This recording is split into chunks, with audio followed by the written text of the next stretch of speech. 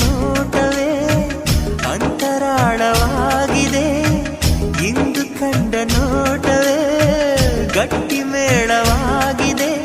ರಾಗ ಎನ್ನಲೇ ಅನುರಾಗ ಎನ್ನಲೇ ಪ್ರೀತಿ ಎನ್ನಲೇ ಹೊಸ ಮಾಯೆ ಎನ್ನಲೇ